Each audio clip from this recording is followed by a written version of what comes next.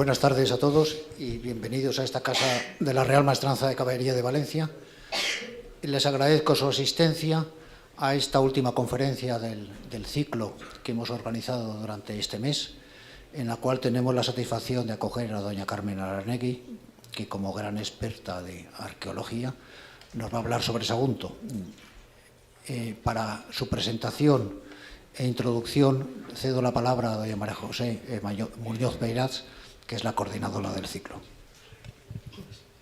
Teniente de Hermano Mayor, damas y caballeros de la Real Maestranza, señoras y señores, esta tarde Carmen Aranegui nos adentrará en ese mundo apasionante y al mismo tiempo inquietante que es el excavar en las profundidades de la historia. Carmen, ¿opinas como Rousseau que la mujer está más maltratada por la civilización que por la naturaleza?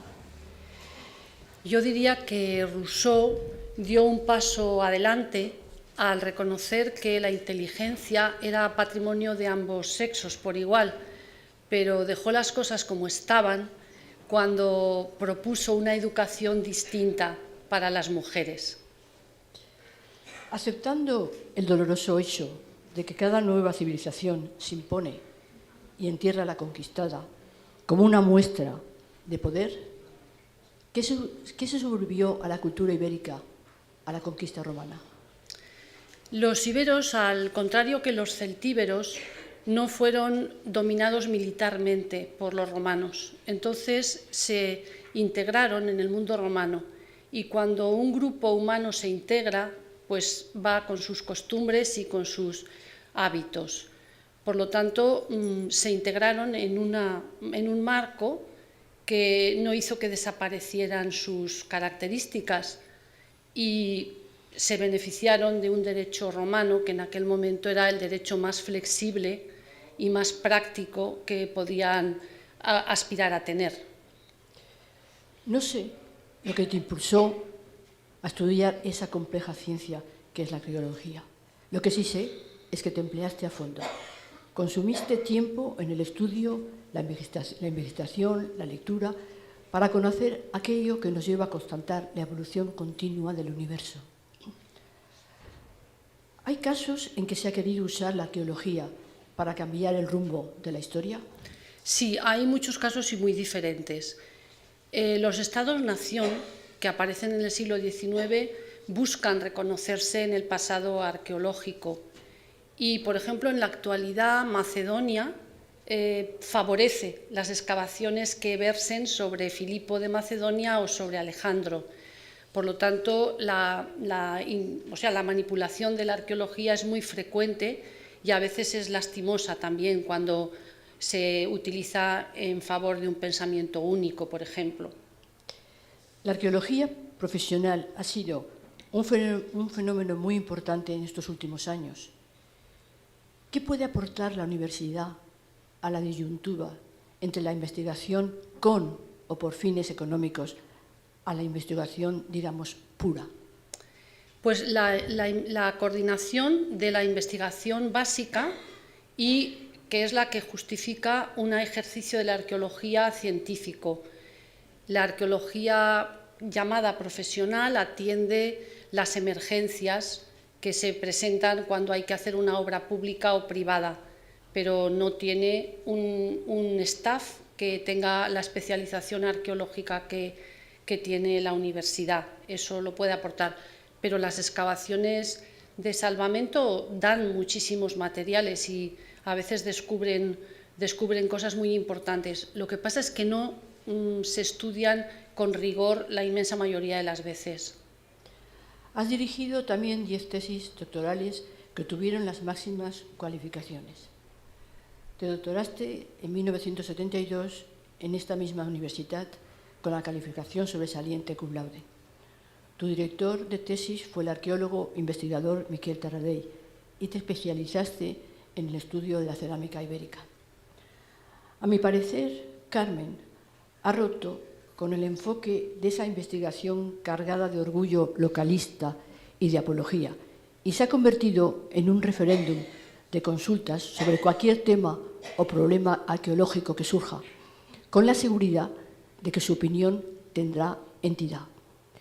Su seriedad investigadora le ha llevado a obtener importantes nombramientos españoles y extranjeros. Es miembro del Instituto Arqueológico Alemán, una de las principales investigadoras en la acción integrada con la profesora Ana Margarida Ruda de la Universidad de Lisboa sobre el estudio de los fenicios en el Atlántico. ¿Cuál fue la aportación, primero fenicia y luego helénica, a la gran transformación cultural de las culturas peninsulares?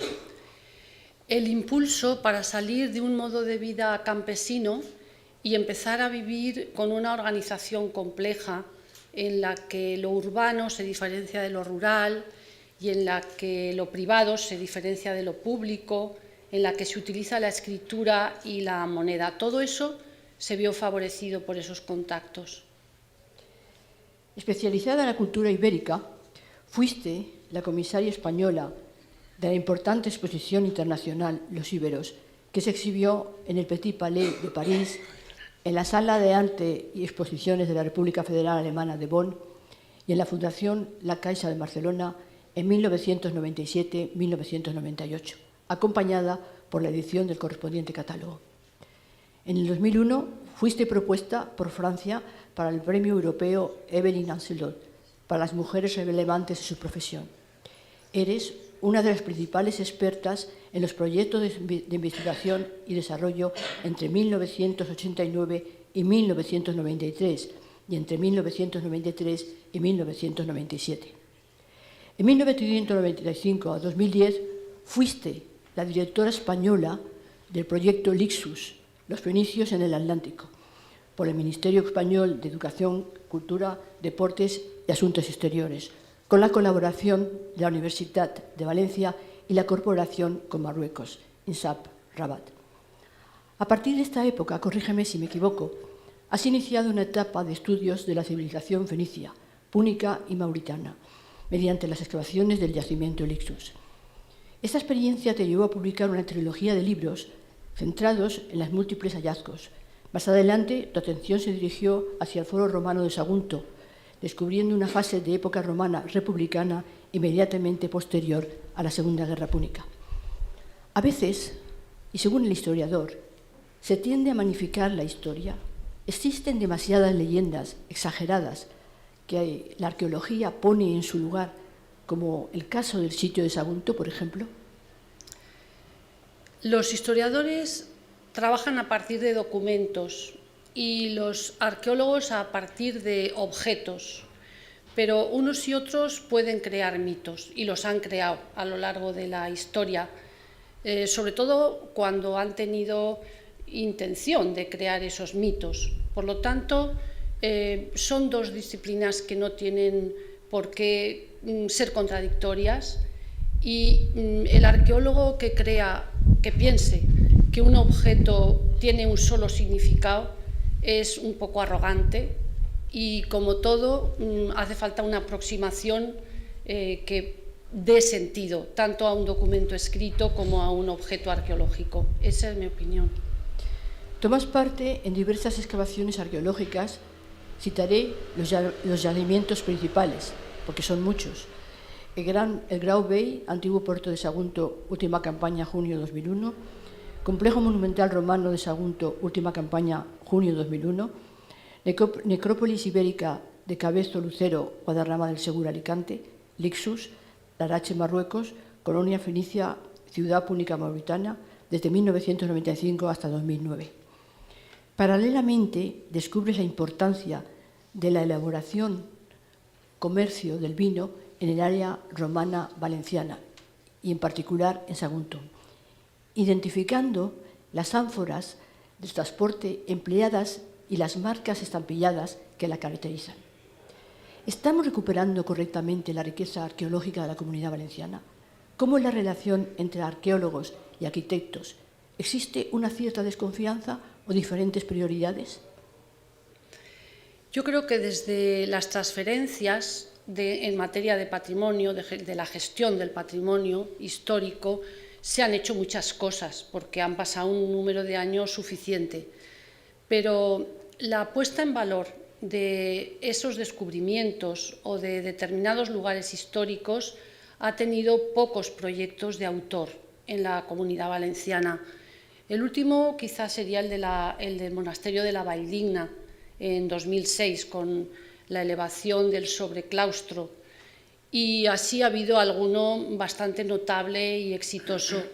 Pero bueno, en definitiva, podría haber una mayor atención, prestarse una mayor atención a historizar los paisajes valencianos.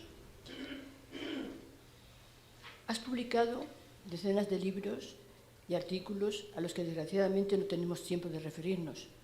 Nos quedamos con los títulos con las ganas de conocer su contenido.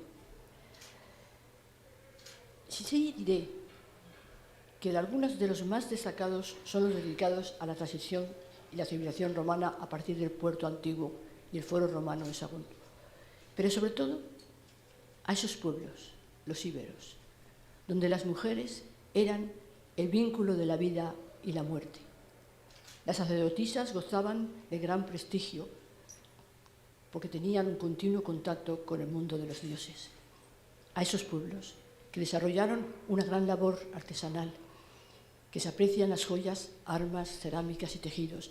Además, en su carácter artístico destaca la escultura. De tanto como has profundizado en esta civilización, voy teniendo la sospecha de que no seas tú la reencarnación de la Dama de Elche. Me gustaría detenerme en ese libro, Los íberos, ayer y hoy, arqueologías y culturas, que abre puertas a la arqueología ibérica contemporánea y nos aproxima a su contexto y su cultura. Las investigaciones de este libro sirven de base para referirse al proceso poliédrico que dio lugar a la cultura ibérica y a la multiculturalidad en general. Pues sí, porque claro, el libro está escrito en un momento dado y en este momento categorizar las culturas sin dejar puertas abiertas a encuentros y contactos diversos no es lo que se busca, no es lo que se piensa. Por lo tanto, el libro tiene el sello de su momento, ¿no? Tengo entendido que también te has implicado en la arqueología subacuática, que ha tomado más notoriedad gracias al exitoso final del botín de la fragata Nuestra Señora de las Mercedes. Has tomado parte en el último Congreso Internacional de Arqueología Clásica de Mérida, celebrado del 13 al 17 de este mismo mes de mayo. Presentaste la ponencia Marco bajo el título Las culturas preclásicas frente al modelo centro-periferia. Los arqueólogos interpretáis el pasado de una cierta forma. Palpáis tanto el tiempo como el espacio. El tiempo tiene un inicio, porque Aristóteles tenía la tesis de que el tiempo es eterno y que en realidad no se puede hablar de que tuviese un inicio. Las tradiciones bíblicas han llevado a ciertos filósofos a la idea de que el tiempo ha sido creado en ciertos momentos como fueron creadas las otras criaturas. El tiempo precede a la existencia y podrá hacer que nazca otro universo. El tiempo en prehistoria, simplemente en prehistoria, y no digamos el tiempo del cosmos o el tiempo de la Tierra, ha dejado de ser medible.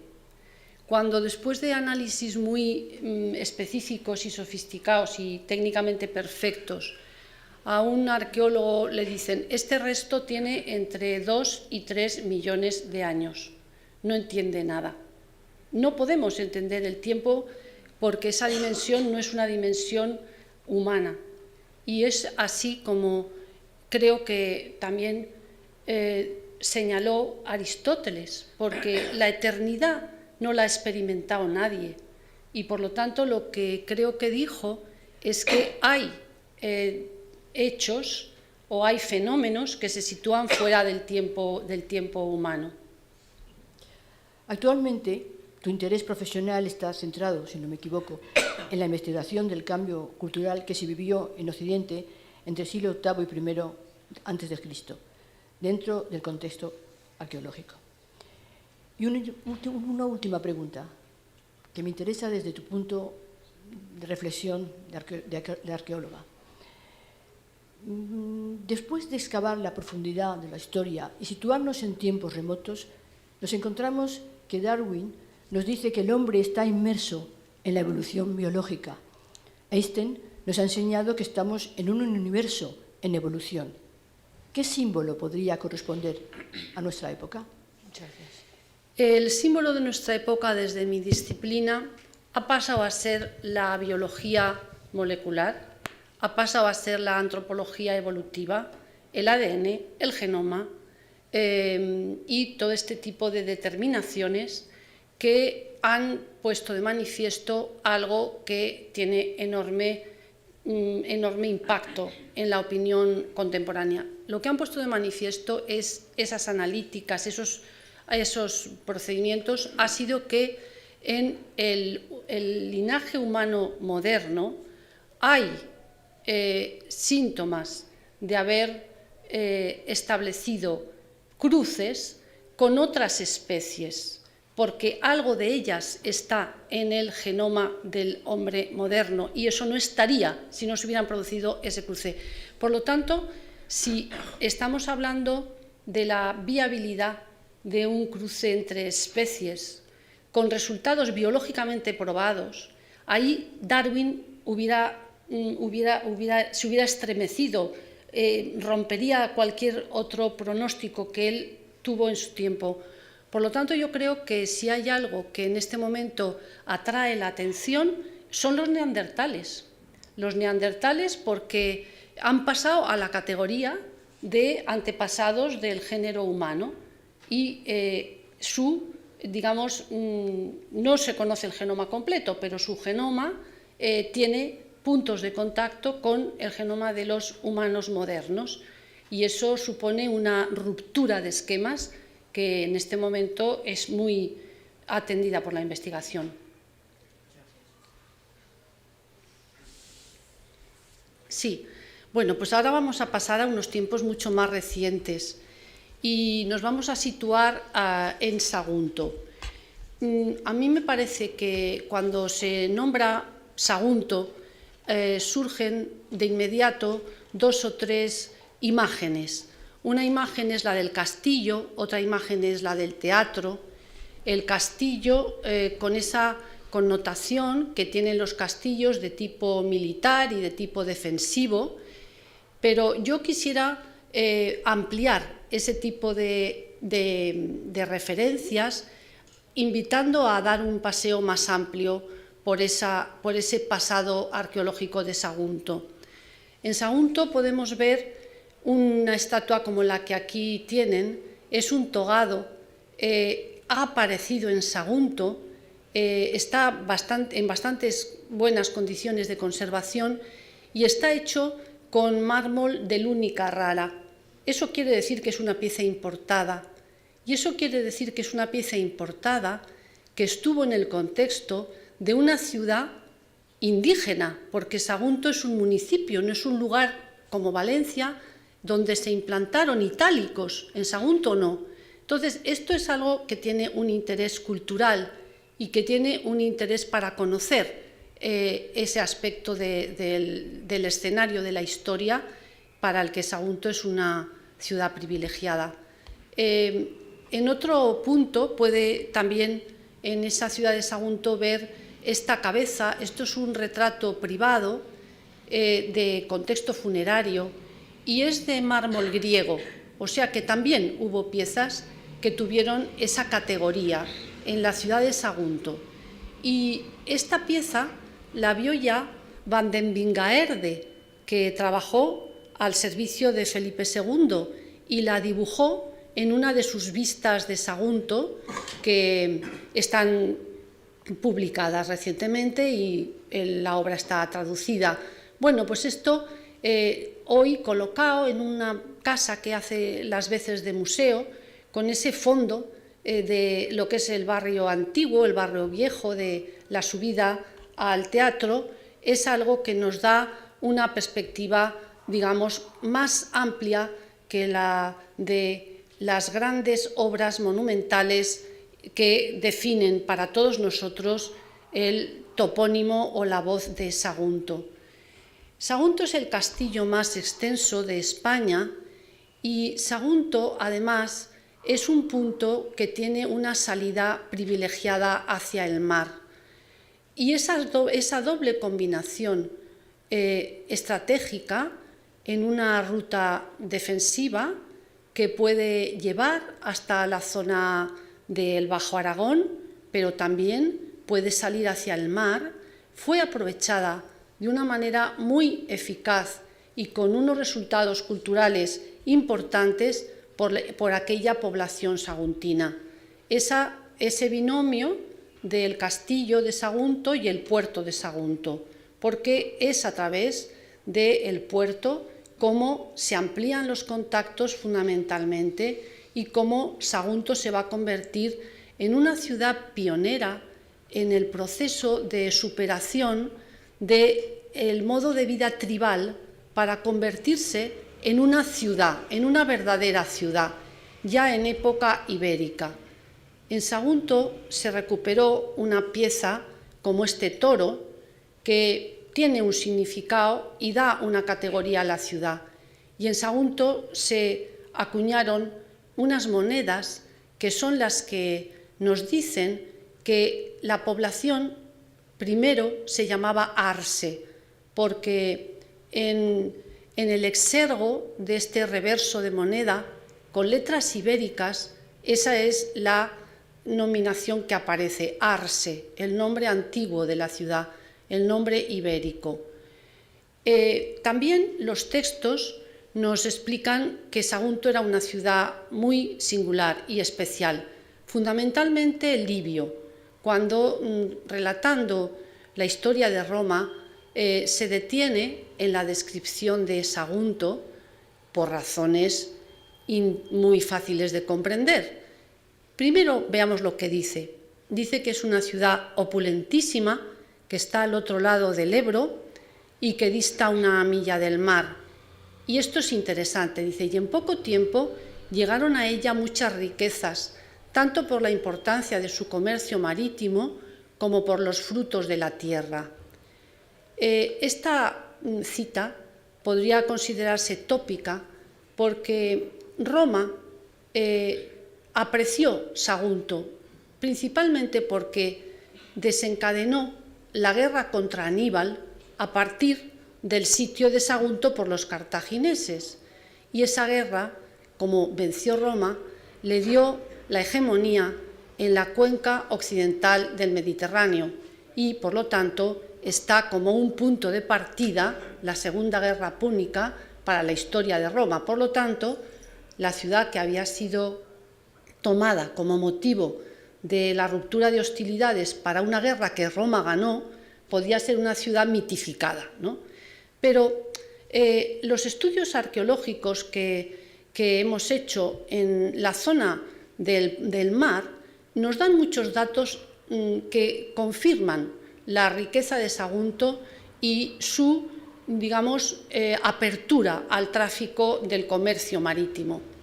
En Sagunto hemos encontrado al lado del mar, al borde del mar, una serie de estructuras construidas que dan una fechación, una cronología que se inicia hacia el 500 antes de la era, en época ibérica, y que prosigue hasta el Bajo Imperio Romano. O sea, a lo largo de 10 siglos se vivió en esa zona al lado del mar.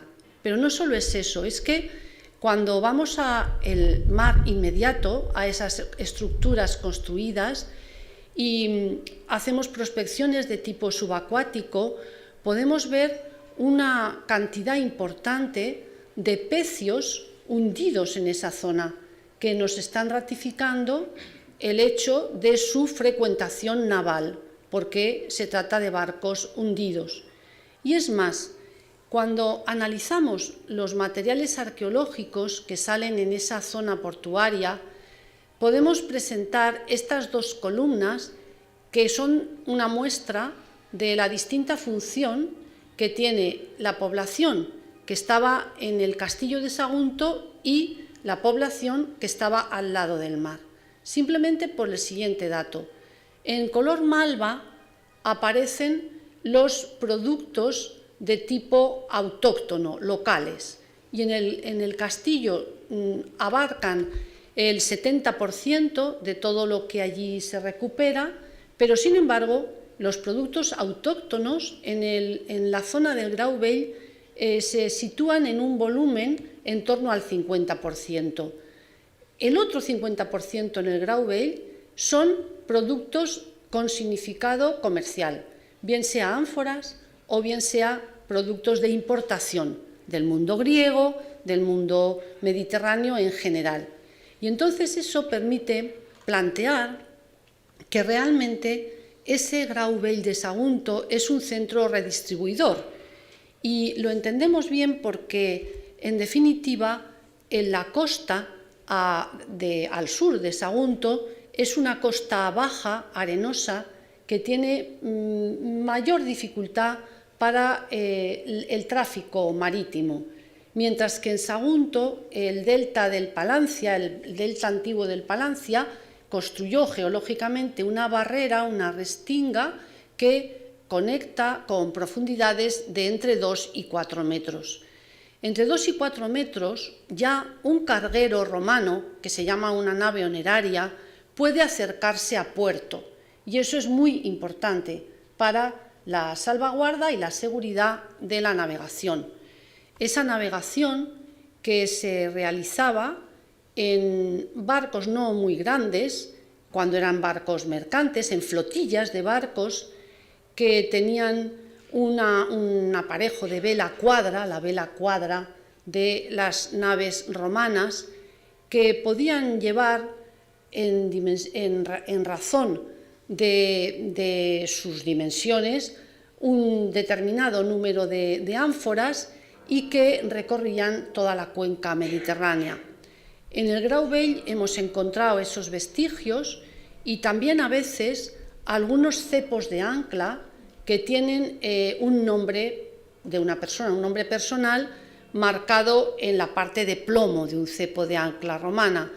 Ese dato, esa inscripción, ese nombre, nos da a conocer quién era el armador de la nave y, por lo tanto, la información se convierte en una información muy rica, porque sabemos qué es lo que estaba circulando, qué es lo que entraba y salía por allí, sabemos que podemos intuir o podemos plantear de dónde procedían las embarcaciones y, por otro lado, qué tonelajes circulaban en esas zonas.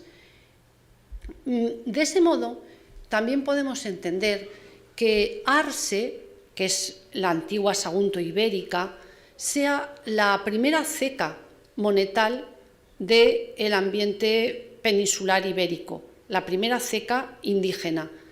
Y tenemos todos los pasos, a lo largo de los años se han ido pudiendo recoger datos que nos dan toda una serie de pasos con respecto a la introducción de la moneda.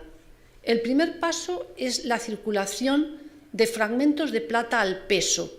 Esa es una costumbre que precede el metal acuñado. Antes se trafica con metal al peso y todos estos fragmentos son fragmentos de plata que han sido recuperados arqueológicamente.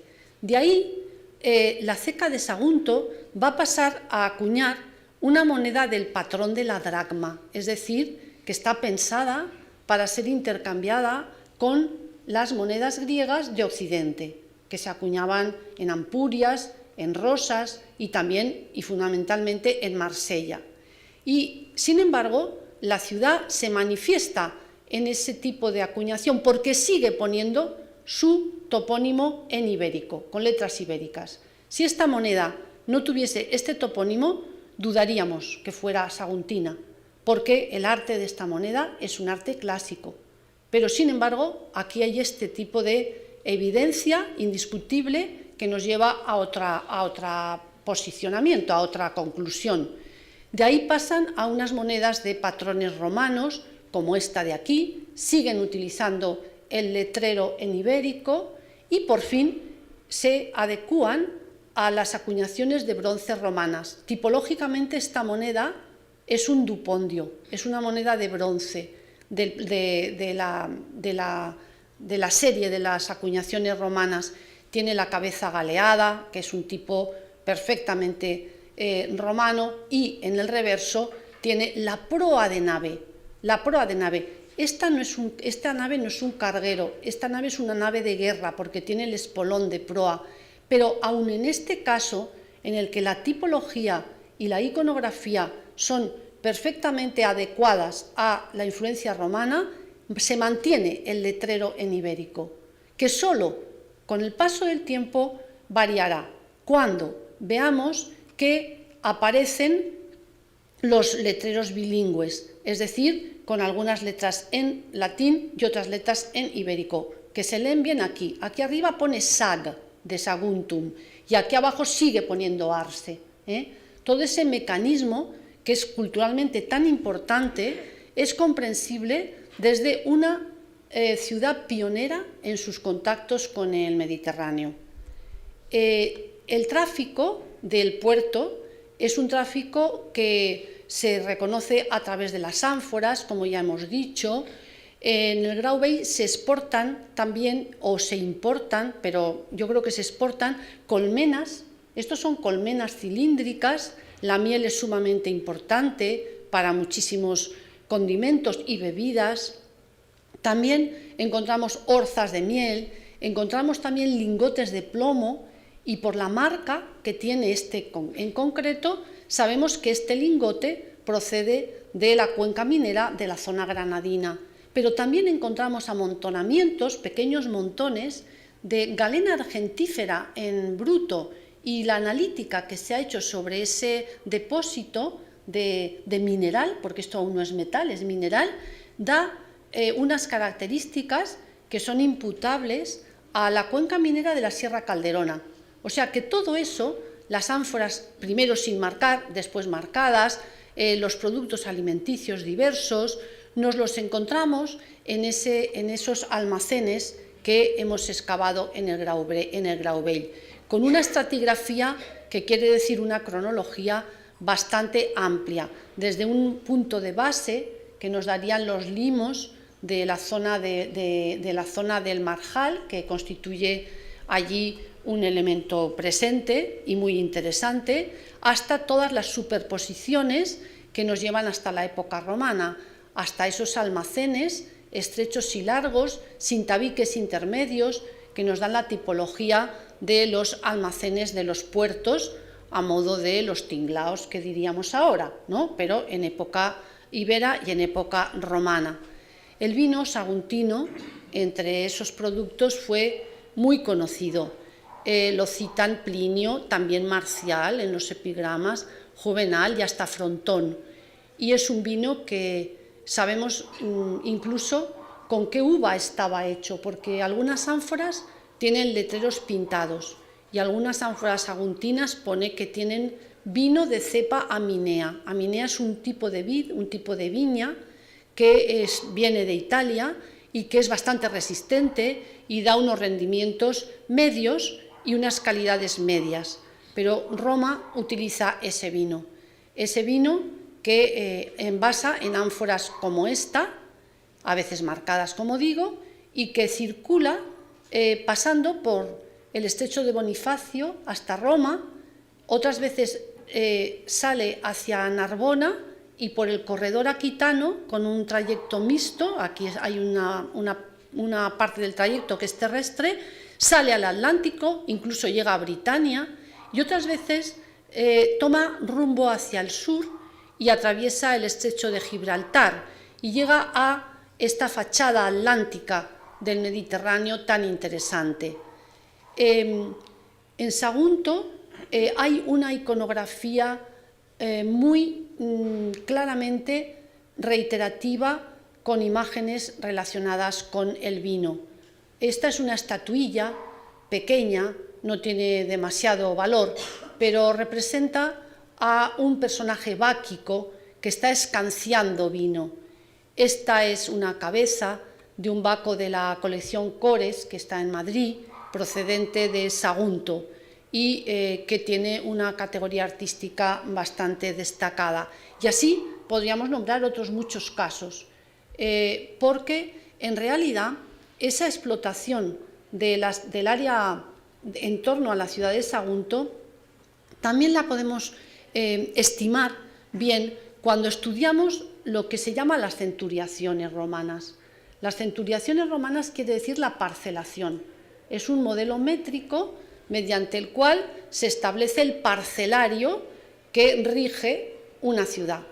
En estas, en estas parcelas, que son grandes, en cada una de ellas sabemos que tiene que haber una vila romana. Y una vila romana se compone de la estancia para la vida del dominus, que es el dueño, que nos dará un indicio de su riqueza y cultura a través de sus mosaicos, de su estatuaria, de su arquitectura, pero luego, de una manera a lo mejor no agregada a la casa del dominus, sino, diseminada por la propiedad, también encontraremos toda la parte productiva de la vila. Podemos encontrar el lagar, podemos encontrar almazaras, podemos encontrar telares y otro tipo de infraestructuras para producir. Y esa productividad que aquí vemos señalada en un estudio que hizo Ricardo González Villaescusa, pues toda esa producción durante el Alto Imperio revierte hacia la ciudad de Sagunto, y la ciudad de Sagunto la reexpide y la hace transitar, ¿no? Pero el campo, todo ese binomio de ciudad y campo revierten sobre una ciudad que, sin embargo, no fue una gran ciudad, pero que tiene unas características que la colocan como ejemplo pionero en muchos de sus logros culturales y también singular por, su relación con el Mediterráneo.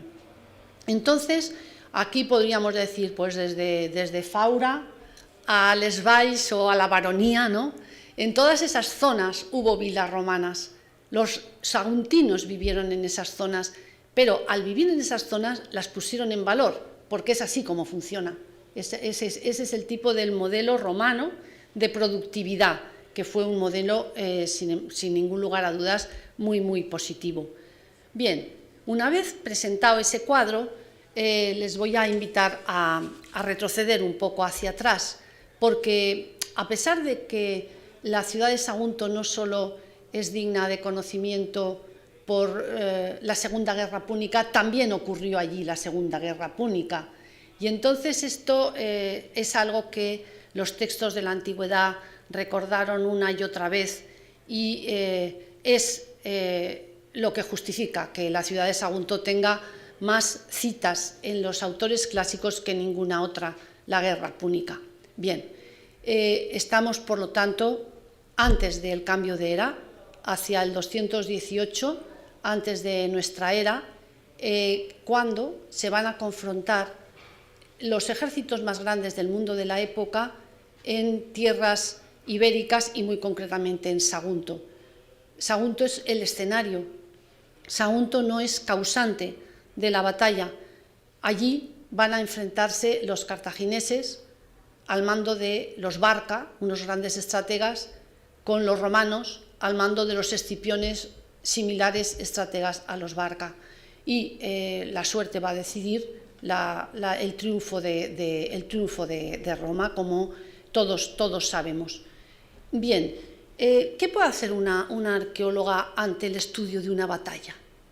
Pues muy poco, pero hay veces que hay casualidades que llevan a recoger algún dato que, sin forzarlo mucho, se puede relacionar con esa famosísima batalla, porque claro, las batallas dejan huellas, pero las huellas de las batallas son de las batallas de la antigüedad, claro, son bastante vulnerables, porque las poblaciones se reconstruyen después de las guerras, se limpian los campos de batalla y la normalidad vuelve, la normalidad siempre vuelve, con lo cual ese vestigio material pues es difícil de encontrar. Bien, pues bien, vamos a ir al castillo de Sagunto, este sería Aníbal, y en el 218 Aníbal pone sitio a todo este castillo, sobre todo a esta parte de aquí, que es la parte más alta, que es la más occidental. Por lo tanto, aparece en escena un ejército propiamente dicho. Nunca había habido un ejército propiamente dicho en toda la península ibérica antes de este momento. No había. Los iberos no tienen ejército, tienen guerreros, que es muy distinto. Pero ahora vemos aparecer esas formaciones de miles de soldados, de miles de guerreros, con maquinaria de guerra. En el caso de Aníbal, con los elefantes, que todo el mundo conoce, que llevaba para transportar los pertrechos de guerra. Y estamos hablando de movimientos de 30, 40.000 personas, y es así como tenemos que imaginar la confrontación de los Escipiones y los Barca en el entorno saguntino. Por supuesto, tenían que recibir avituallamiento, y lo recibían por mar, por tierra, pero sobre todo por mar, porque toda esa gente tenía que comer, toda esa gente tenía que ser armada, y por lo tanto se trataba de algo que nunca había ocurrido en la península hasta ese momento. Bien, pues sí, el ámbito de la expansión, de la extensión superficial, la superficie ocupada por la ciudad y por la población ibérica está en torno a este sombreado que ven aquí en la planta del castillo de Sagunto, y el Sagunto posterior a la Segunda Guerra Púnica va a ampliarse notablemente. Voy a ver si consigo que imaginen este espacio de aquí, este que está con la flecha roja. Vamos a trasladarnos ahí para explicar un tema de las murallas de Sagunto posiblemente relacionado con la Segunda Guerra Púnica. Vámonos a este punto de aquí y les hago una advertencia. En este caso estamos orientados a norte, porque Sagunto siempre presenta toda la planimetría orientada hacia Valencia, pero en este caso estamos bien orientados. Bien, es un detalle, porque eso no va a alterar lo que les quiero explicar.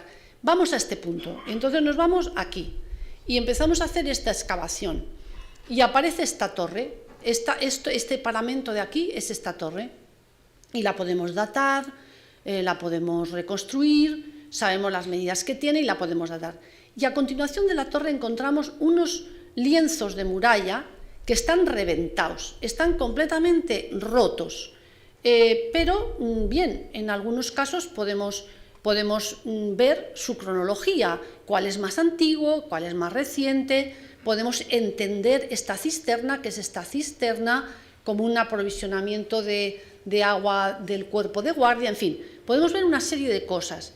Y en ese estudio que tenemos que solventar, recomponiendo un verdadero rompecabezas, resulta que ideamos, o la hipótesis que planteamos es que estamos excavando una muralla que tiene un acceso en rampa de este estilo. Aquí estaría la torre del cuerpo de guardia, por aquí se entraría al interior de la ciudad, y este sería un acceso protegido por este acceso en rampa. Bien, pues en esa tesitura resulta que haciendo esta excavación bajamos de nivel y encontramos por una parte esto, que ya se pueden imaginar ustedes lo que son tumbas. ¿Pero qué tumbas son? Pues son tumbas hebreas por los ajuares y por la posición de los difuntos, y son tumbas de la alfama de hebrea de Sagunto de la época medieval, que han roto, sin embargo, han sido excavadas en un suelo que antes tenía restos de la época ibérica y de la época romana. Entre esos restos encontramos esto, y vemos que se trata de balistae, que son unos volardos. Esto es munición para este tipo de maquinaria, y nos asesoramos bien y vemos que el peso de estas piezas es un peso que solo puede pertenecer a la antigüedad, porque aunque las catapultas se utilizaron largo tiempo, el peso de los proyectiles de las catapultas los volardos, estos, las balistae, pues era mayor cuando salimos de la antigüedad, incluso cuando avanzamos hacia el Imperio Romano. Pesan, esta que es la que más pesa, pesa unos 5 kilos. Pero, por lo tanto, aquí se han disparado estas piezas. Y estas piezas se han disparado o bien para horadar la muralla, y ahí nos acordamos de Livio, cuando dice, abrieron un boquete en la muralla, porque no era una muralla sólida, porque no estaba hecha con cemento. Para un romano, cualquier construcción que no contenga cemento es una construcción frágil. Y efectivamente esa es una noticia que da Livio en su descripción. Bien, podrían haber disparado contra el lienzo de muralla porque era un lienzo de adobe, pero también podía ser que hubieran abierto un fuego de recubrimiento, sin ningún lugar a dudas desde fuera, y con una maquinaria de este tipo para que fuera atacada la muralla por los atacantes de dicha muralla. Entonces, también nos encontramos algunos pequeños proyectiles de honda. La honda es una munición sumamente eficaz y mortífera, bien lanzada. Estos son proyectiles de plomo y también hay algún resto de este tipo de espada. Este tipo de espada es una falcata, es la espada de los iberos, es una espada disimétrica, curva, con una empuñadura anatómica, con lo cual aquí algo tenemos que ver con un punto vulnerable y que asistió a un enfrentamiento armado. ¿Es la guerra púnica la única posibilidad? No, hay más posibilidades. Podríamos decir, bueno, también en época de Sertorio hubo alguna que otra batalla por allí, y con lo cual nos iríamos hacia el 80 antes de la era. Pero, en definitiva, podríamos también apuntar el hecho de la Segunda Guerra Púnica. Esta Segunda Guerra Púnica hizo pronunciar frases entrañables con respecto al sentimiento de los saguntinos con respecto a Roma. Cuando los munícipes llamados saguntinos fueron a Roma a ver si finalmente Roma reconstruía su ciudad, porque les habían destrozado la ciudad y la sociedad con la guerra vivida, y luego Roma inmediatamente no puso solución a toda esa destrucción. Entonces Livio, con esa gran admiración hacia los saguntinos, aquí está en castellano, pero en la cita de Livio utiliza la terminología itálica de mayor arraigo, la más venerable, y senadores, dice patres conscripti, ¿no? Entonces utiliza un lenguaje puramente itálico, puramente romano, que lo pone en boca de los senadores saguntinos, que a continuación en el Senado de Roma, ¿no?, dicen: aunque sea imposible aumentar los males que hemos sufrido para mantener una fidelidad inviolable hacia vosotros, vuestros méritos y los de vuestros generales han sido para nosotros más grandes que nuestros pesares. Eso no se lo habían dicho a los romanos nunca. Unas personas que habían padecido sumos quebrantos por, digamos, favorecer a Roma. Así se contaba la historia, por supuesto, pero no deja de ser, digamos, una cita que tiene interés y que tiene inmediatez con respecto a las poblaciones de Sagunto y Roma. Este es un grabado de Alexandre de Laborde, que mandó realizar una documentación de grabados muy importante algo antes de las guerras napoleónicas, es decir, entre finales del siglo XVIII y principios del siglo XIX, y es así como refleja ese campo de ruinas que sabemos hoy que es el Foro de Sagunto, pero así lo dibujaron a finales del siglo XVIII, porque cuando acabó la guerra, de alguna manera, con un cierto retraso, Sagunto se reconstruye, y entonces en Sagunto se aplica un programa urbanístico pionero y muy importante, que va a dar lugar a un foro. Es un foro, uno de los foros más antiguos que hay en Hispania. Un foro porque consta de los edificios públicos donde las funciones de la ciudad se celebran, presidido por un templo, que es este templo, y con una serie de dependencias en torno que vamos a ver.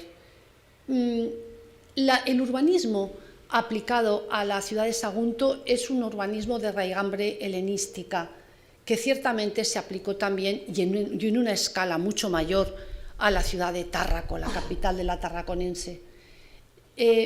A veces se cree que la manera de diseñar las ciudades romanas era en plano y con una retícula ortogonal, es decir, con ejes que se cruzan en ángulo recto, pero no siempre es así.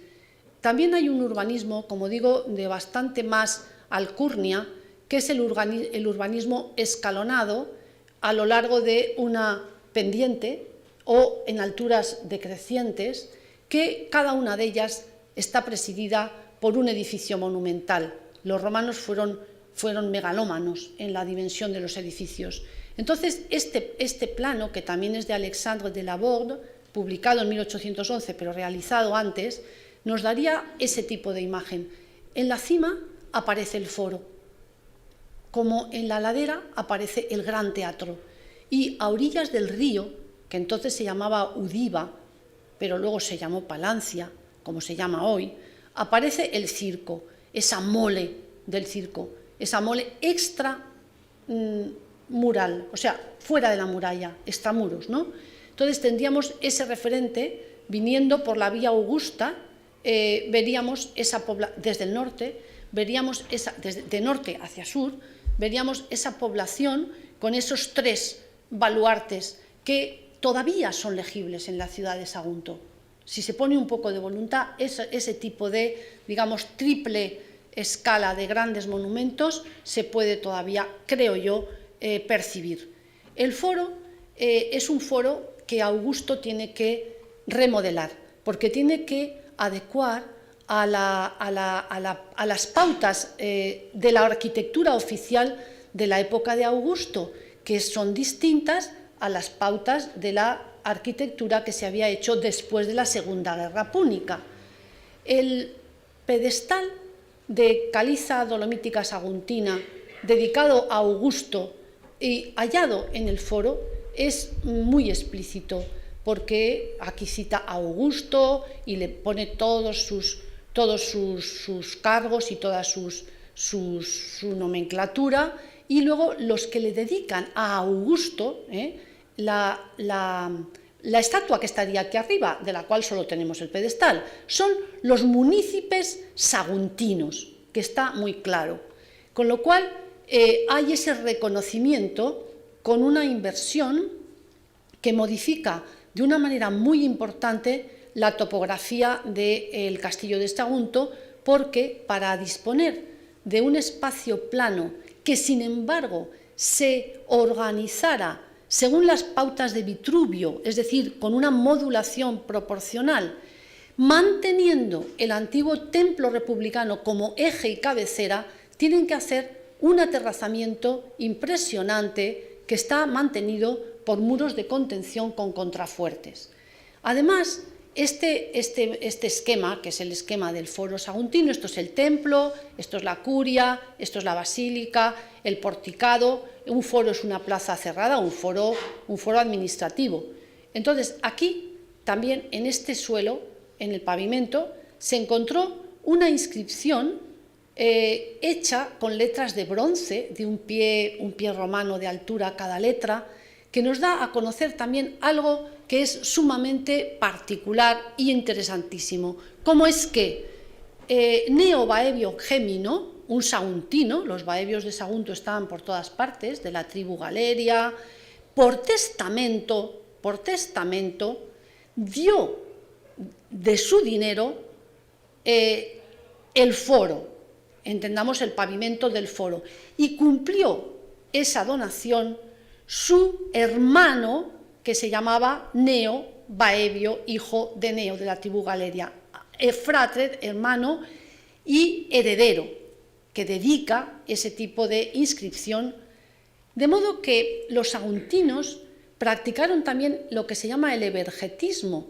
es decir, que daban a su ciudad, siempre tendrían ventajas a partir de ello, pero daban a su ciudad medios para poner en práctica lo representativo de lo público en la ciudad, lo oficial de la ciudad. Son esos ciudadanos de origen local, no son itálicos, pero sin embargo cumplen con ese tipo de costumbres, ese tipo de actitudes que son propias de la mejor época de las ciudades romanas. No siempre las épocas fueron buenas, pero en fin. La segunda mole que hemos visto en la ladera está compuesta por el teatro romano. El teatro romano, que ha sido restituido mediante una obra que todos conocemos y que se ha divulgado muy convenientemente, y que es el único teatro romano de toda la Comunidad Valenciana, incluso de otras tierras.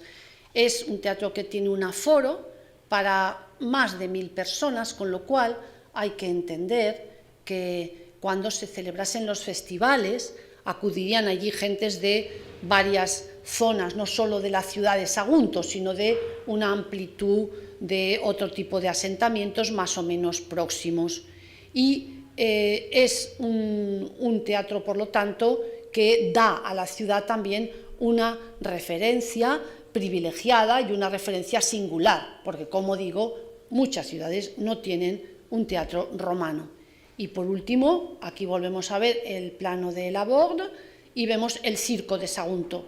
El circo de Sagunto, el inmenso, bueno, no es que sea inmenso, comparados con otros, ¿no? Pero es un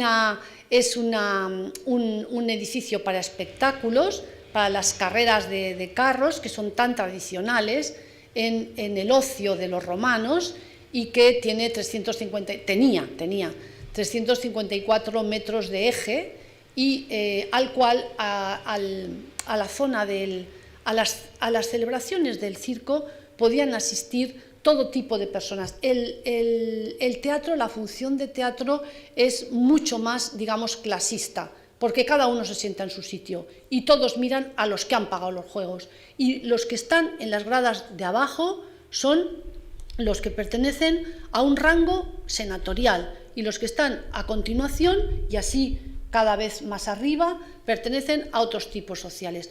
Y así esa sociedad antigua se manifiesta, se reconoce y se muestra, pero tiene ese tipo de ostentación jerarquizada, que en la antigüedad es lo que ocurría y sigue ocurriendo durante mucho tiempo. Bien, pues en la zona del circo de Sagunto, que en los años 60 se parceló y hoy está lleno de fincas de altura, fincas modernas, pues a las excavaciones de unos solares que se llaman allí la Morería, pues, y no tiene nada de moro, pero ahí se llama la Morería, pues han aparecido esta calle pavimentada, que además tiene el interés de tener una alcantarilla o cloaca central, luego está dentro de un sistema de evacuación de aguas, es decir, que era una calle porticada, porque por eso tiene estas bases de columnata, con lo cual, en definitiva, Sagunto, pese a todo, no deja de darnos sorpresas.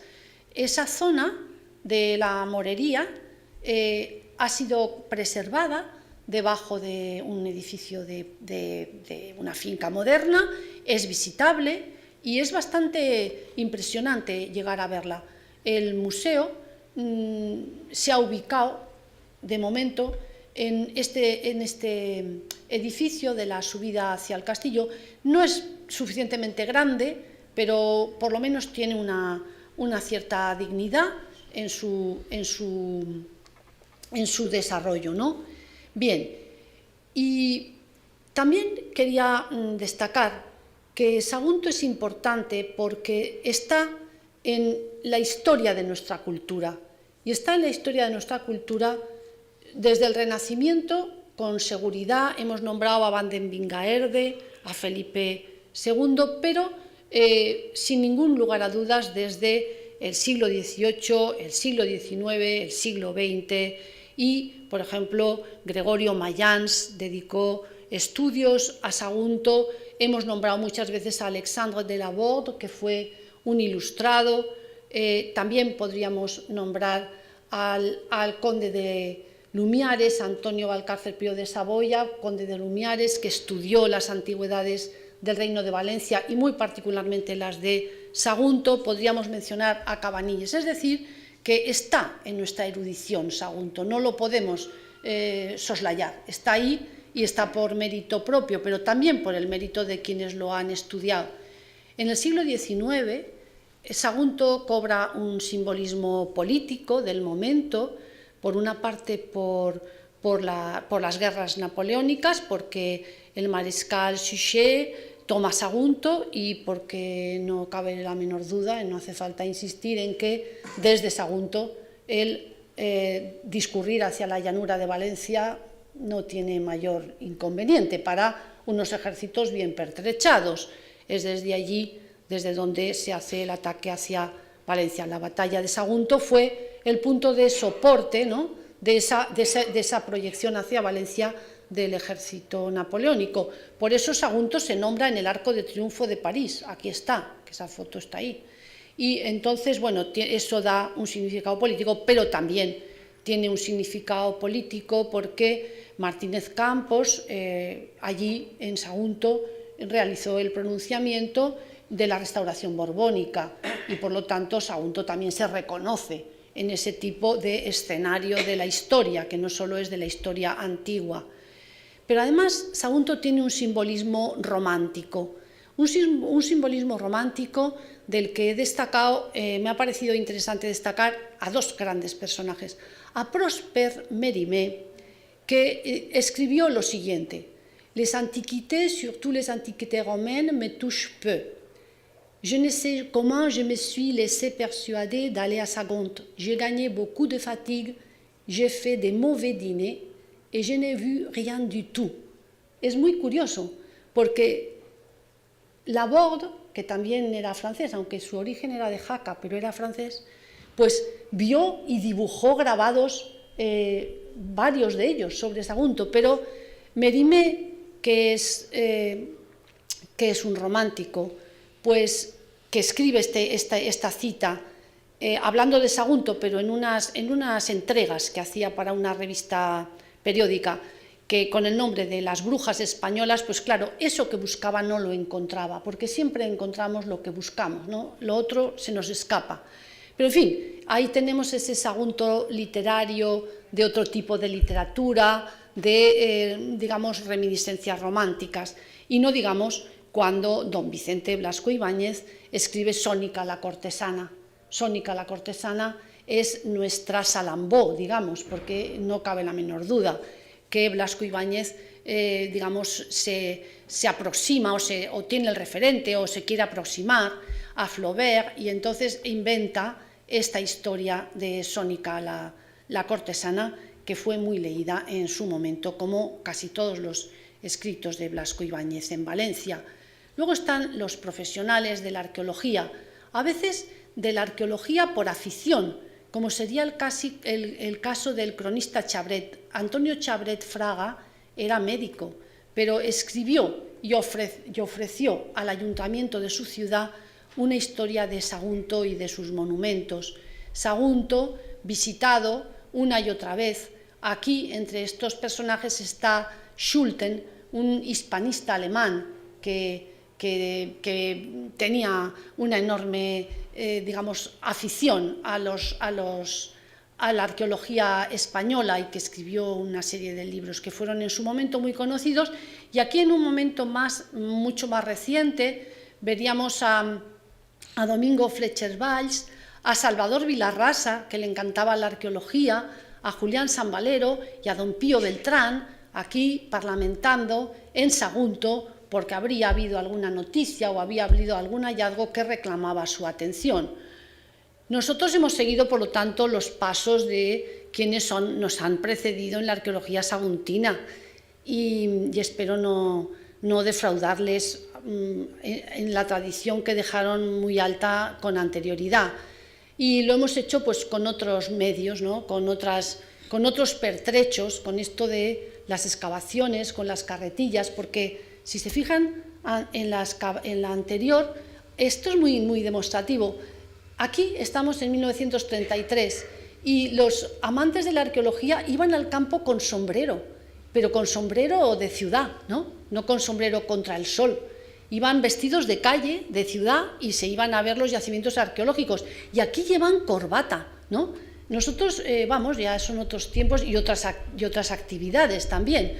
Pero, en fin, hemos tenido que madrugar, hemos tenido que ir desarrollando otro tipo de trabajo, tal y como se hace hoy, un trabajo siempre en equipo, con muchos colaboradores a los que les debo yo mucho de lo que se ha podido averiguar y, por lo tanto, nos situamos, creemos que en esa tradición que no debemos olvidar, que es la tradición ilustrada, esa tradición que aparece en el texto fundacional de Felipe V, fundador de la Academia de la Historia, cuando expresa que entre las finalidades de tal institución está expurgar la historia de nuestra nación de las fábulas con que la habían manchado, por una parte la credulidad y por otra la malicia de ciertos impostores.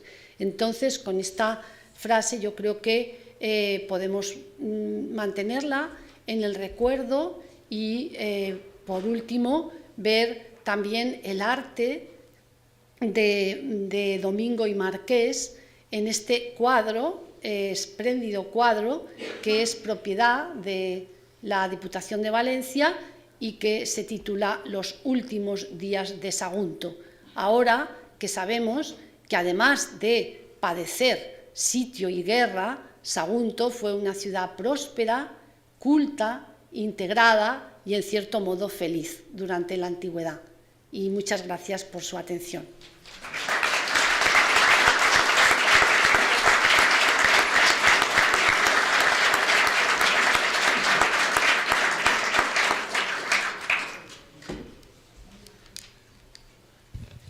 Muchas gracias a doña Carmen Aranegui por su magnífica e ilustrada conferencia, y su amabilidad permite abrir un coloquio si alguien quiere hacer alguna pregunta.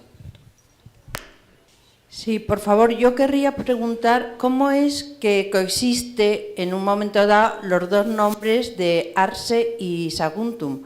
¿Es que los romanos no respetan para nada el nombre de una ciudad que está viva y está bullente? Pues si perviven los dos nombres es porque alguien consensúa que esto sea así. Hay ciudades que han cambiado de nombre a lo largo de su historia, que se han llamado primero de una manera y luego de otra. Y si eso ha sido así, muchas veces ha sido porque los que han vivido en esas ciudades así lo han querido. Por lo tanto, esa doble toponimia es un caso mediante el cual no imputaría yo a una imposición de Roma, sino a algo bastante más complejo. A los ciudadanos de Sagunto les conviene ser Saguntum en un momento dado. A mí me parece que eso queda fuera de toda duda. Estamos en una fase en la que están saliendo de ese sistema tradicional tribal para convertirse en una ciudad. Y esa ciudad se diferencia del resto de las ciudades edetanas y, para diferenciarse, acepta el nombre que la vincula a un pasado clásico, que es el nombre de Saguntum. Pero no es Roma únicamente la que impone ese hecho. Es muy difícil imponer el cambio de una ciudad.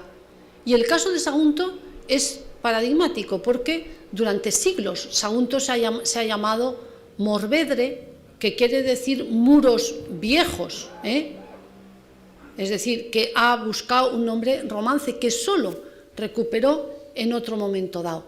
Eso es la historia contemporánea. En la antigüedad es una ciudad que cambia de nombre. No olvidemos que también Tárraco se llamó Quese, y que así hay bastantes ejemplos de cambio de nombre. por la historia y por las coyunturas políticas que se presentan. Yo he oído...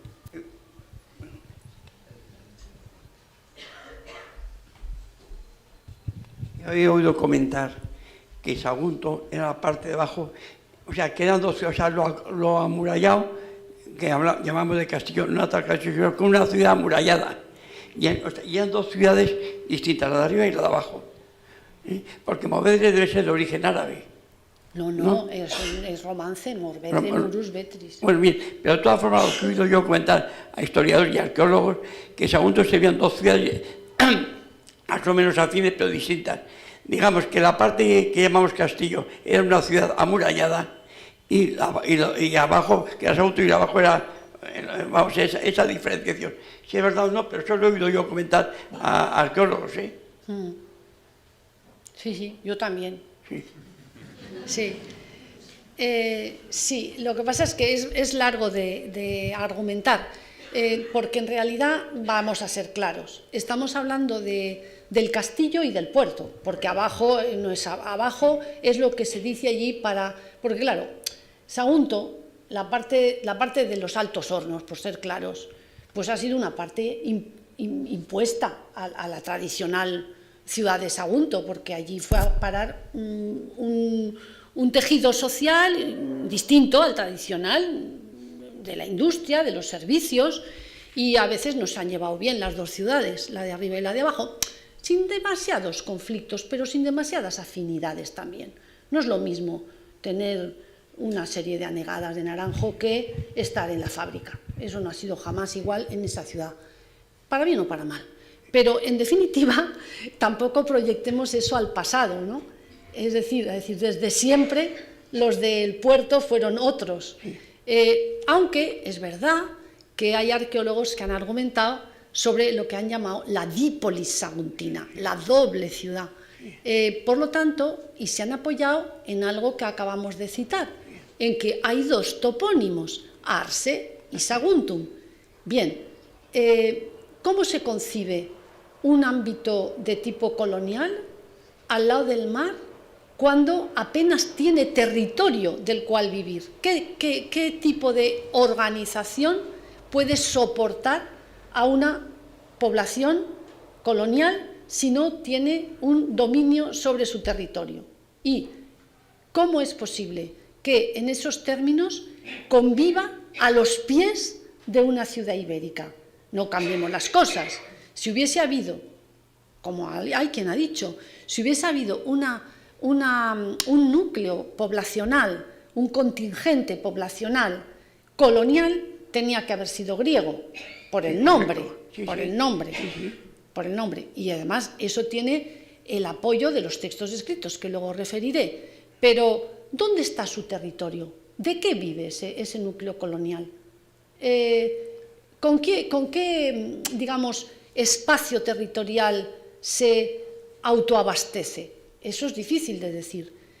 Pero es que también ocurre que como las justificaciones de las guerras púnicas son unas justificaciones que están forzadas, porque están forzadas, pues también los autores antiguos, empezando por Estrabón, dijeron que en Sagunto vivían oriundos de las islas de Zante o Saquintos, que jamás fueron colonizadores los de esa isla, no fueron colonizadores, porque para ser colonizador hay que montar unas expediciones de muchísima envergadura, hay que montar unas flotas de muchísima envergadura, y los de la isla de Zaquintos únicamente habrían colonizado Sagunto. Eso es imposible, porque nadie puede navegar sin tener puntos de escala.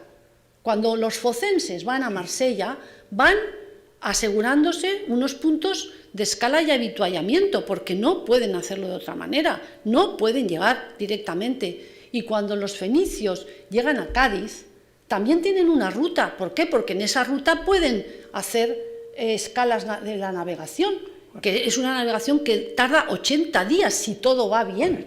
O sea que a lo largo de ese tiempo tienen que ir, digamos, haciendo recaladas en distintos puntos. Bien, por lo tanto, los romanos deciden que la guerra de Aníbal es una guerra justa, y no está muy claro que fuera una guerra justa, porque los romanos tenían entonces un acuerdo con los cartagineses que señalaba el Ebro como punto de, digamos, frontera para no ser traspasado en armas. Quiere decirse que al norte del Ebro podían navegar en armas, que quiere decir militarmente, los romanos, pero al sur del Ebro era una zona abierta para la navegación cartaginesa, y Sagunto está al sur del Ebro, ¿eh?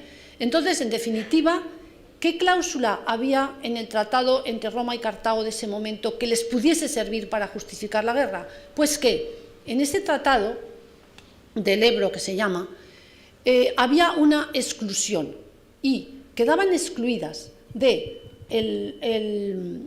el trato con los cartagineses, la navegación de los cartagineses, las ciudades que hubieran sido antiguas fundaciones griegas, porque las antiguas fundaciones griegas de iure eran romanas. Pero es que al sur del Ebro ese tipo de circunstancia en Sagunto no se da, y convierten a Sagunto en una ciudad que legitima el que abran la mayor guerra que nunca se había celebrado. Pero es otro concepto de las guerras púnicas. Las guerras púnicas comienzan aproximadamente 200 años antes de Jesucristo. No, la primera empezó No, antes. no, hablo de la Segunda Guerra Púnica. La primera no tenemos que ver, aunque intervienen los íberos en la Primera Guerra Púnica, pero ya en el norte de África. Pero la Segunda Guerra Púnica, sí, hay pruebas, pero en fin, no vamos a discutir. En la Segunda Guerra Púnica, que realmente en el Sagunto hay... Voy a poner el mapa, que eso aclara mucho, siempre un No, mapa. he hecho un poco... No, porque yo no hace perder tiempo a nadie. Vale. Pero diferimos aquí en un concepto bastante... Primeramente, Sagunto fue inicialmente griega, y hay muchas muestras griegas en todo ese cuaternario que no sé, que pasando entre Almenara y Sagunto, muchos viales y muchos elementos bien definidos por los propios griegos, que se ha destruido y ha desaparecido todo eso.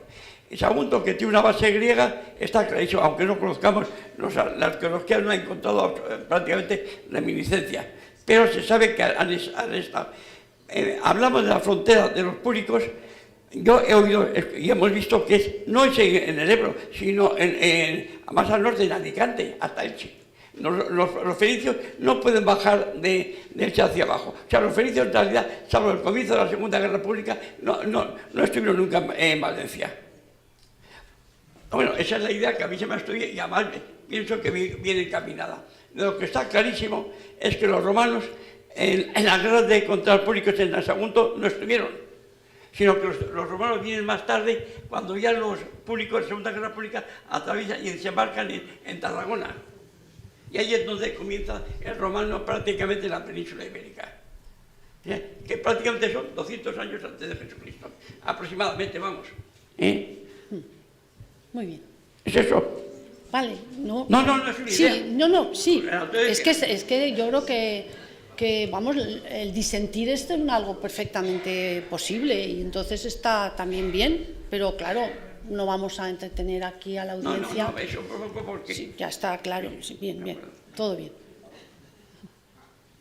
Si me permite, lo voy a hacer de viva voz, no me hace falta.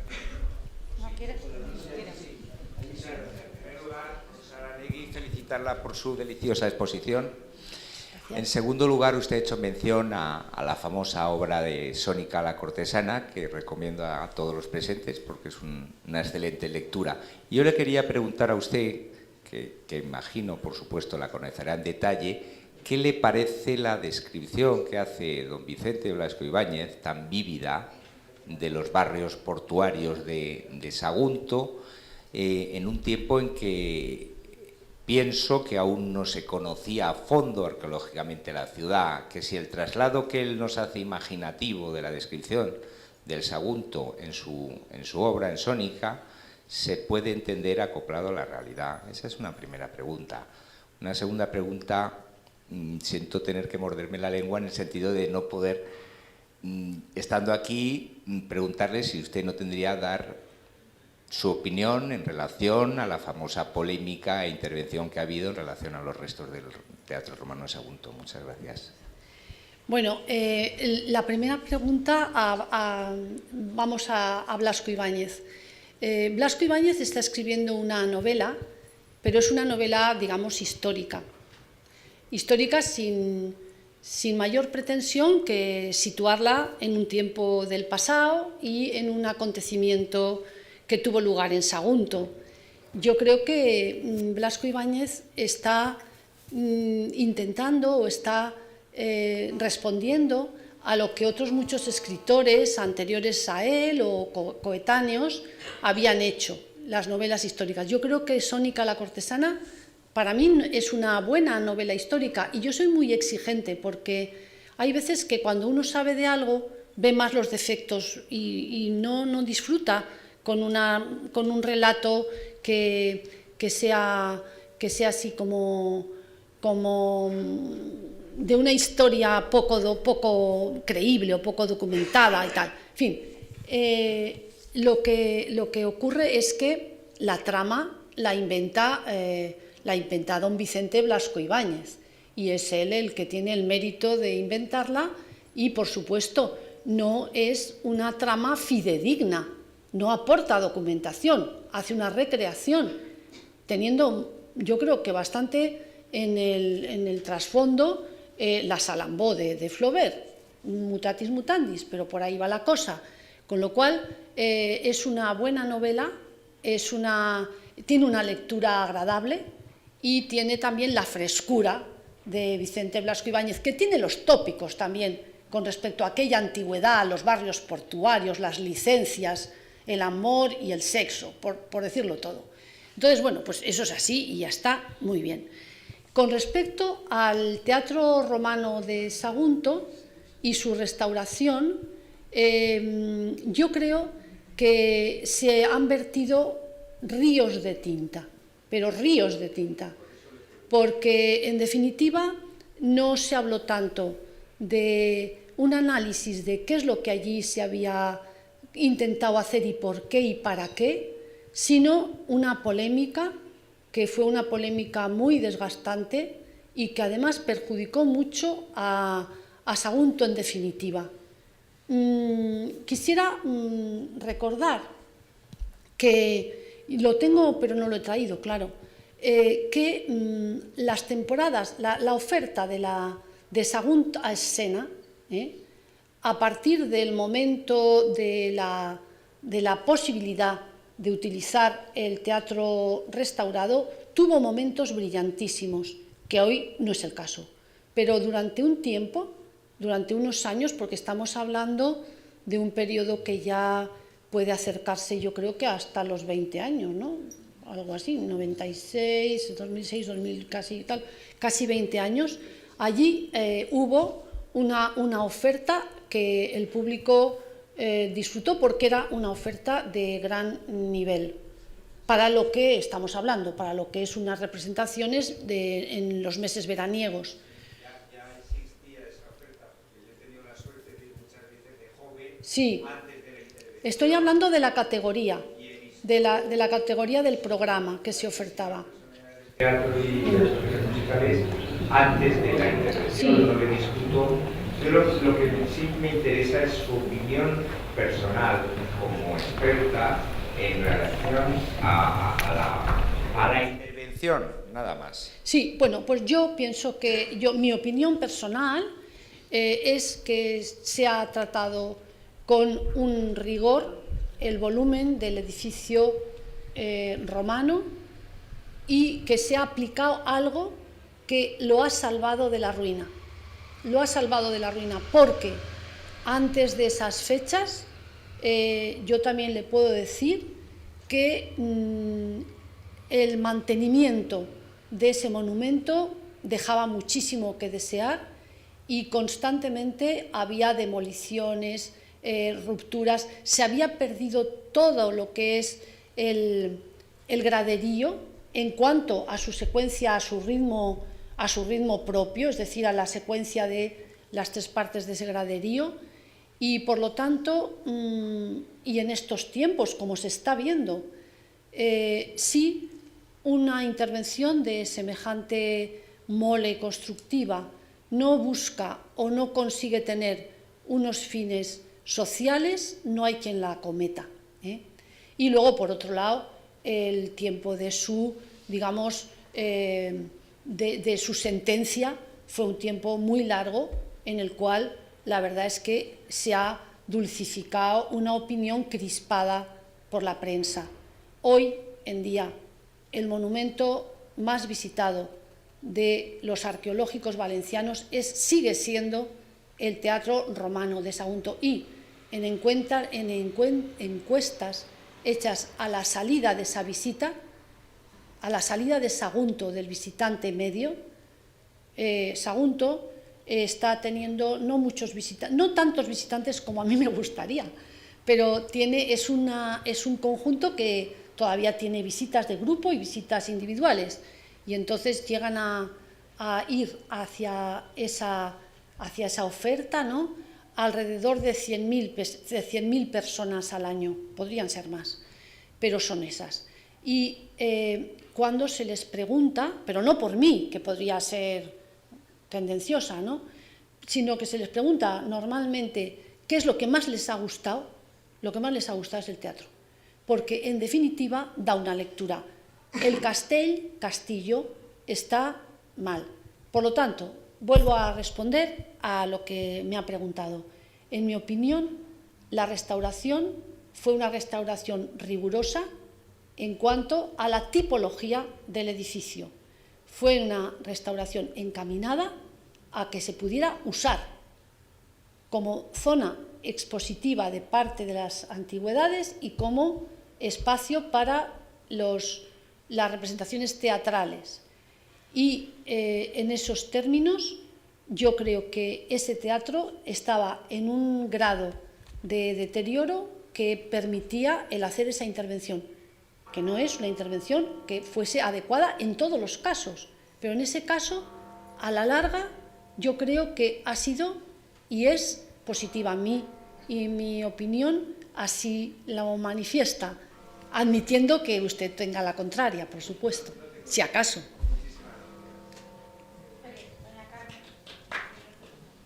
Sí, yo les digo a los presentes que para entender Sagunto hay que entender el Graupell. Yo por motivos profesionales he convivido mucho en el Graupell y cuando uno pasa muchos días en el Graupell entiende la importancia que ha tenido para la ciudad de Sagunto. Respecto a lo que usted decía, enhorabuena la intervención, quizá el puerto de Sagunto no hay ningún motivo justificado históricamente que justifique que existía antes. Es algo muy reciente. Mi pregunta, doña Carmen, es muy concreta. ¿Podríamos considerar que dentro de la ciudad de Sagunto sigue habiendo una memoria histórica en el genoma de los ciudadanos de Sagunto que tiene una forma de ver y interpretar la vida bastante distinta? Es decir, sí que sabemos que hay zonas en la comunidad valenciana que hay un histórico genético en ADN de aquellos que vivieron. En Sagunto podemos decir que es una ciudad que sí que mantiene ese histórico genético en los ciudadanos, porque su forma de ser es muy peculiar, es un poco distinta al resto de poblaciones cuando uno conoce las poblaciones limítrofes. Sí, pero mire, la cultura no está en el genoma. El genoma no está, la cultura no está en el genoma. Pero bueno, en definitiva yo entiendo lo que quiere decir. Lo que quiere decir, bueno, si he entendido bien, es que hay dos tipos de saguntinos. ¿Es eso? Y eso es así, ya lo hemos comentado. Eso existe con frecuencia, no en el único lugar. En Sagunto, poblaciones vecinas se llevan mal, se usurpan o se imputan, digamos, agravios. El agravio con el vecino es algo que está dentro de la vecindad, ¿no? Los agravios de frontera. Todo eso es algo que estamos acostumbrados. Pero bueno, en definitiva, insistir en eso nos lleva a muy poca cosa. Y sobre todo, pues a mí me puede permitir que, desde el punto de vista de haber hecho algunos trabajos sobre Sagunto y sobre su puerto, trate de coordinarlos, no de escindirlos, pero no, porque creo que es que el uno sin el otro no tienen viabilidad en la historia. Sagunto es un nudo de comunicaciones, y es un nudo de comunicaciones muy particular porque tiene una salida al mar, que otros no tienen igual de fácil. Valencia no tiene la misma facilidad de salida al mar como Sagunto, por lo que he explicado antes. Pero, en definitiva, eso no deja marca en lo que es el genoma, y, por otro lado, es una cosa cultural y de actitud. Yo pienso que vamos a modernizarnos un poco y tratar de superar determinadas divergencias, ¿no? Y el mundo es muy grande y hay que hacerlo, digamos, funcionar en toda su magnitud y con todas sus posibilidades.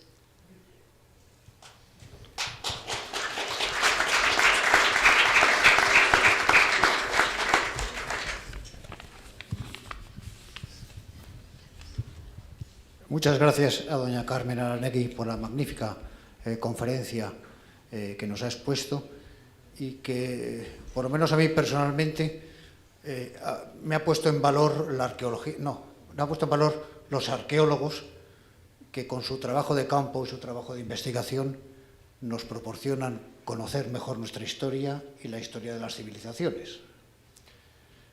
Quiero, aprovechando que están las tres conferenciantes de este ciclo presentes, quiero agradecerles a ellas que si ha habido algún mérito en este ciclo de conferencias, el mérito ha sido de ellas. Y por lo tanto, muchas gracias a las tres. Quiero también anunciarles y convocarles para un nuevo ciclo de conferencias que queremos dar este año en esta casa de la Real Maestranza. Va a ser en octubre, los días 8, 15 y 22, Dios mediante, y lo vamos a hacer conjuntamente con la Diputación de la Grandeza de España. El coordinador y uno de los conferenciantes va a ser Ricardo García Cárcel, Premio Nacional de Historia de 2012. A ellos están convocados todos ustedes y muchas gracias por su asistencia en este momento.